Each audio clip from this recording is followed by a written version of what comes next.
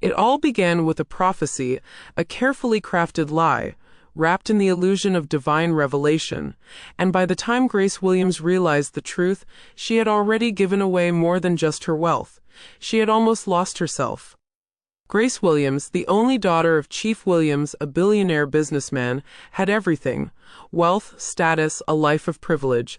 But beneath the luxury was a woman searching for something money could never buy: purpose. A devout Christian, she spent her days in prayer, yearning for divine direction. And then he appeared.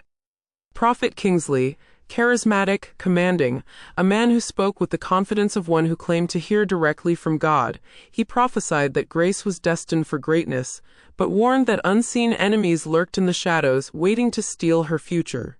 She believed every word. With each sermon, each private prayer session, he drew her in deeper. He convinced her that her success was tied to obedience, to him. Slowly, she detached from her family, from reason, from anything that questioned the prophet's authority. She donated millions to his ministry, even inviting him to move into her mansion, her father's mansion. Chief Williams was furious. He saw what his daughter could not. But every attempt to reason with her was met with resistance. She was convinced that her father was the very enemy the prophet had warned about. But what Grace didn't know was that Prophet Kingsley wasn't acting alone. In the shadows, another player was pulling the strings: her stepmother, Mrs. Williams. The second wife of Chief Williams, she had spent years waiting for an opportunity to seize the family's wealth. And now, she had found her perfect weapon: a false prophet, skilled in manipulation, hungry for power. Their plan was simple: keep Grace under control, drain her fortune, isolate her from her father, and when the time was right, take everything. But fate had other plans. One night, restless and unable to sleep, Grace wandered through her mansion. Passing by the study, she heard hushed voices. Prophet Kingsley was on a call. Something about the way he spoke made her stop. She pressed herself against the door, listening. And then, the truth hit her like a bolt of lightning. The prophet was not just after her money. He was working with her stepmother to take over her father's estate. And worse, once the wealth was secured, they planned to get rid of her.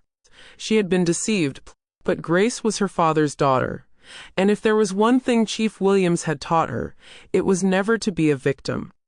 The very next Sunday, Prophet Kingsley stood before his congregation, his voice booming as he declared himself a man of God. The people listened in awe. Then a voice cut through the air, clear, unshaken. Grace. She walked into the church with quiet determination. In her hands, evidence, recorded phone calls, undeniable proof of betrayal. Without hesitation, she played the recordings for all to hear. The prophet's voice filled the sanctuary, exposing his deception, his greed, his conspiracy with her stepmother. Chaos followed. Authorities arrived, and as Prophet Kingsley and Mrs. Williams were dragged away, screaming and cursing, Grace stood tall, watching as the empire of deception crumbled before her eyes. In the end, she had lost millions, but she had regained something far more valuable: clarity, strength, freedom. Because not all who claim to speak for God are truly sent by Him. Some build altars not for worship but for wealth, and some prophecies are nothing more than well-told lies.